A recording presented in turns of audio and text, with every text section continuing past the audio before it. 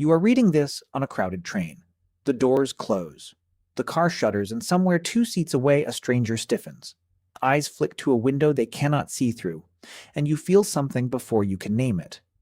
A faint metallic edge in the air, a tightness in your shoulders, a shallowness in your breath. You tell yourself nothing happened, but something did.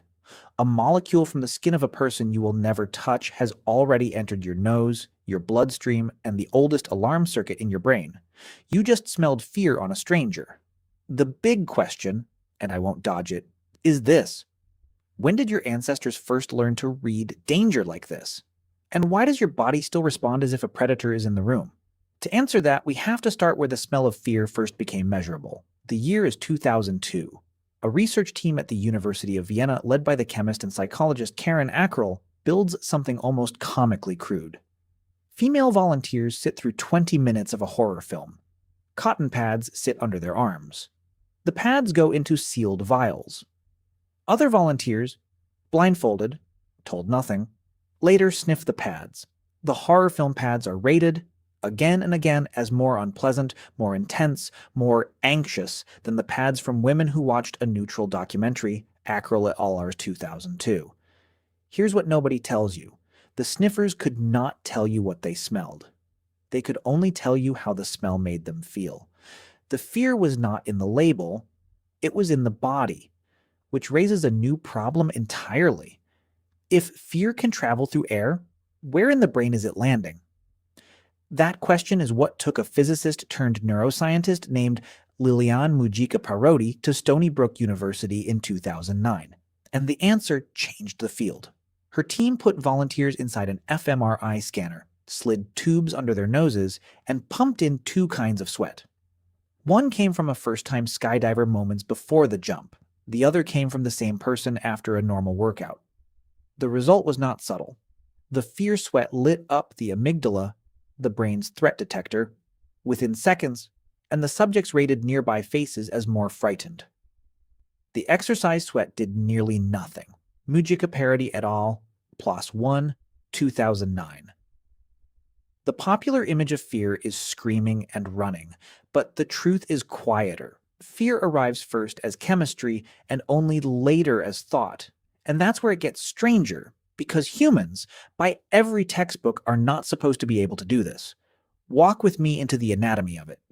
Inside your skin, wrapped around your armpits, around your nipples, around the edges of your eyelids, sit roughly 1 to 2 million tiny coiled tubes called apocrine glands. They are different from the sweat glands that cool you down. They do almost nothing until adrenaline hits the bloodstream. Then they bloom open, dumping a thick, oily secretion onto the surface of your skin. That secretion is food for the bacteria that live on you, and the bacterial digestion of it is what makes human body odor. But long before bacteria get involved, the raw secretion already contains a chemical signature of your emotional state. Researchers at the University of Utrecht, led by Jasper de Groot, showed in 2020 that the more intense the fear, the richer and more stereotyped the chemical mix, a kind of dose-response curve of terror itself. De Groot et al. Parsh 2020. Everything you assumed about sweat being a coolant is backwards. Sweat, in this deeper sense, is a message. Now the part that should bother you. In mice, rats, dogs, goats, every mammal, this kind of chemical message is read by a tiny cigar-shaped organ behind the nose called the vomeronasal organ, the VNO. The VNO has its own dedicated receptors, the V1R and V2R families, plus a critical ion channel called TRPC, built for one purpose only, catching the chemical whisper of a frightened conspecific. Open any neuroscience textbook from the last 20 years, and it will tell you humans don't have one. The TRPC2 gene in our lineage is broken, a pseudogene, disabled by a stop codon around 25 million years ago in the common ancestor of apes and Old World monkeys. The textbook answer is that we evolved out of chemical alarm signaling. Except we didn't. Mujica-Parodi's amygdala is real. Ackerl's blindfolded sniffers are real. The fear keeps arriving. So how is the signal getting in? This is the mystery the field is unwrapping right now. The answer is that humans are not using the VNO at all. We are reading fear sweat with the ordinary olfactory epithelium, the same patch of tissue you use to smell coffee in the morning. A 2016 study by Olga Włodarczyk and her colleagues at the Karolinska Institute showed that sniffing anxiety sweat biases the way you read faces, sharpening the perceived fear in otherwise ambiguous expressions. A 2020 study in Scientific Reports by Nicholas Gomez and his team showed that fear sweat triggers the corrugator supercilii, the muscle that knits your brow in worry, within milliseconds of exposure, before you have any conscious idea you have smelled anything at all. The signal is not entering through a private channel. It is sliding in sideways, through the smell of coffee, through the smell of rain, through the smell of every crowded subway car you've ever sat in. You have been smelling fear your whole life, and your conscious mind was never invited to the meeting. So let's zoom out. Forget the subway. Forget the fMRI machine. Travel back with me to a small woodland clearing in Pleistocene Africa, roughly 2 million years ago. A troop of Australopithecines moves through the long grass. One of them, at the edge of the group, smells a shift in the air, the faint, oily signature of a predator's recent passage, or worse, the sudden sour alarm of another member of the troop who has just seen it. For decades, biologists assumed only one mammalian lineage had this system: rodents. Rats, exposed to the alarm pheromone of a terrified cage mate, freeze, and their posterior medial amygdala fires the same circuit researchers have now confirmed fires in humans when we sniff fear sweat, a circuit conserved across roughly 80 million years of mammalian evolution.